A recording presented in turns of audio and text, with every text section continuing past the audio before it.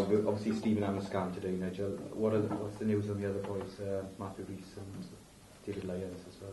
Yeah, they're going to both have late fitness tests on Thursday, and we'll announce the team on Friday. Optimistic with them, or?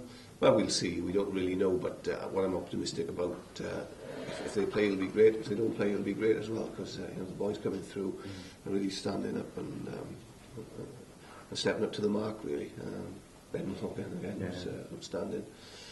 And Reece has gone particularly well at 10 for us, and we've got Ken Owens and Emmett Phillips who can fit in it too. So that's obviously the one thing that I've been talking about time and time again, the strength and depth, and we've got that now. With regards to Ben, you couldn't have imagined that he'd have come on this far in such a short space of time. Yeah, he's with limited opportunities this year, he's come on very quickly. I think we've all understood his potential, certainly his ball carrying potential, and we've seen that from a very early stage of him, and it's what attracted us to him. But he's just a completely different shape over the last 18 months. He's turned into a rugby player, and that's certainly helped his game. Are you starting to get concerned about your injury list? Because obviously you say you keep talking about strength and depth and like that, but all of a sudden there's a lot of key players missing at the moment. Is that a concern at this stage of the season? Not so much key players, because I think we've been able to develop strength and depth in key positions, and there's a lot of players who are now standing up. But we have got an ever-increasing injury list, and we are starting to get paper thin in a couple of positions. But at this moment in time, we're managing. We're fine. There will be boys coming back from injury. I'm not concerned about our European squad at this moment in time, unless we get another injury, particularly to tight head, which would cause us a problem. But right now, we're okay. There's only so far it can go, obviously, and we've got a heck of a team right now on the injury list. So it's not a concern right now, but we can probably ill afford to have any other injuries. But we have got boys coming back as well. What is the tight head latest, Nigel? Any developments? At this moment in time, we are where we are in Europe, so we know that, and we're still in the European phase. So I'm comfortable at this moment in time with the guys we've got playing there. We'll probably look to give a clear indication of where we are in other competitions, and for the next couple of months at least, in replacement tight heads next week. Is Mr. Chesney John Teal is training with you? Is that right? He trained with us for a couple of days, but he's gone back to Canada now. Right, so that's not an option. It is an option. Right, it's one of several options, which also includes the fact that our philosophy is to develop and drive our younger players through and give them opportunities, and that's another option that we're looking at, along with maybe bringing somebody with some experience in. So there are a few options that we're looking at. What we won't do is to jump into any decision right now, because we have got cover in that area, and we're not going to rush into making a decision which is not the right decision. If you'd been said 12 months ago that Matthew Rees, David Lyons and Stephen Jones would have missed a key European game, you might have been panicking a little bit. Is it fair to say now that you're not? No, absolutely, it's spot on, and I think that's exactly the conversation we've had as a group of coaches, that we're comfortable now with the group that we've got, and they're not such a big loss, and when we announce the team, whatever that team is, arguably it could have been the starting team anyway. Yeah. Reece Priestland, has he got a big chance now, especially over Christmas for the derbies? Well, he has. He's got a huge opportunity. I think he's put himself in the limelight, rightly so, with his performances. And we've got huge games over the Christmas period, as you rightly say. And if Reece continues his progression, he's put himself in a very strong position. We saw his attacking ability over the weekend and creating the tries and everything. Has he still got way to go into developing his overall sort of the outside half play and everything? Yes, he has, like a lot of our players have. Ben Morgan, similarly, he's got some great aspects to his game, like Reece has, but they're still not the complete players yet, and they haven't got the experience of Stephen Jones and David Lyons, and that's probably the one area where they do lack. But in terms of enthusiasm, game understanding and ability to break a game up, they're both right up there. How key is this game on the weekend, Nigel, in terms of the group? It's a strange one, because I've actually made it probably the most important game of our season. That's how I see it. I think momentum is huge. Maintaining momentum is massive, and this would allow us probably to take control of the group if we win. So it's a key game for me. It's a vital game.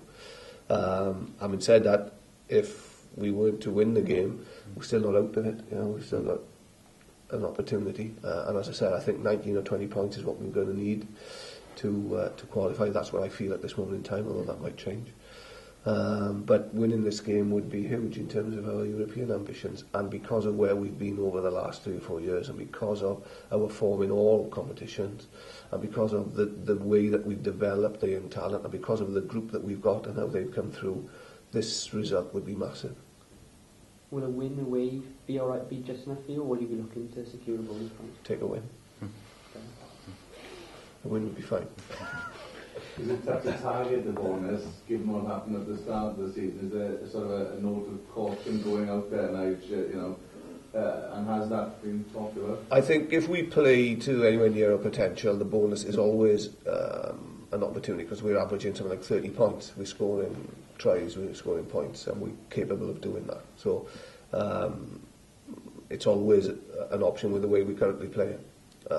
But it's certainly not a priority for us, and the priority is to perform well and get a win, and that's what we have to do first and foremost.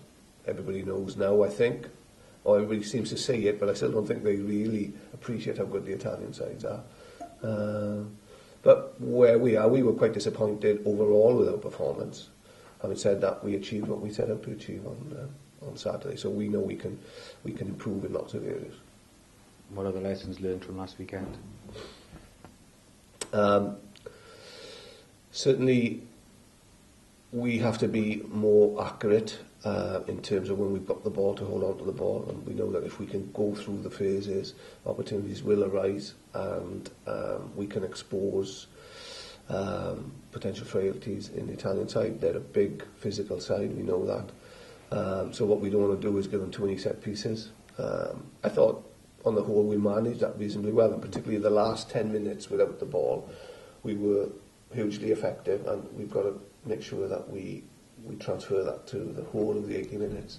I thought we were a bit sloppy at times, and some of the tries we could have prevented, and we can't give them the opportunities that we did without the ball. So big emphasis this week has been on defence, and I think we've been able to move it forward significantly this week with the way that everybody's looked at things and the way the team have progressed with the defensive aspects of the game. But ultimately, what we are is a team that wants to play rugby, but we've got to be able to do the other things as well.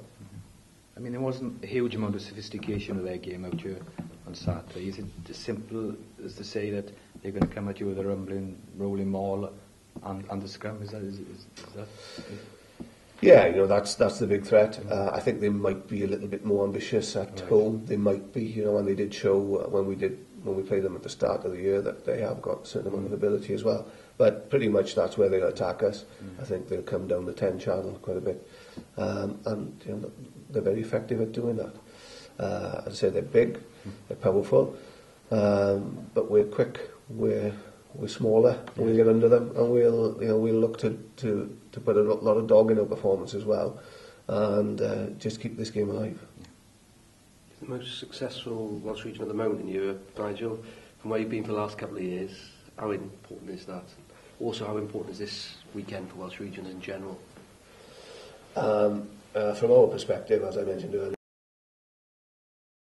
been over the last 3 or 4 years, and I think also because of the group that we've developed here, because we've done it a lot from within, and we've done it within a defined budget, and that's the most pleasing thing of what we've been able to do, and the way that the boys, having been given the opportunity, have really stepped up to the mark. And I think it goes to show for everybody in Wales that a lot of players need is just that opportunity, and in the right environment they will come through for you, and that's what this group have done. So, and that's why this game is so important, just to keep that momentum going, to keep that belief in this group of players.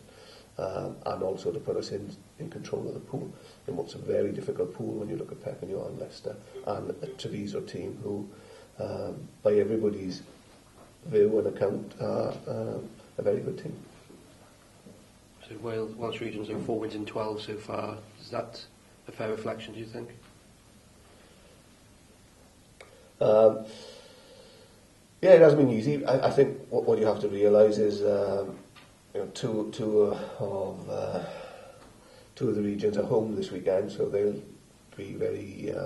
They'll be clearly, they have to win those home games. As we say, you have to win your home games, and you have to look to sneak a game away from home. So, in that context, 3 of the 4 regions are still in with a shout. What we've got to do is go away and pinch that away win, which is never easy, and it's certainly not going to be easy against these, but we're confident with the way we're going. And what the Blues and the Ospreys have got to do is obviously win their home games. Jonathan Davies, any closer? He's not far away, yeah. He's running well, could well be available for the next game. The Ospreys game, yeah. Anyone else who's long term, who's closer, or was that about it? Lou? Lou is a little bit longer, not 3 weeks possibly. It's difficult to put a figure on these. And what about Andy Fenby? He's been obviously came back against London Irish. It's a frustration that for us all at the moment. His pubic symphysis, which is the cartilage in between the pelvic bones, is not secure at this moment in time. But he's having some specialist treatment for it, and it has gone particularly well with other people. So he's anything between 2 to 6 weeks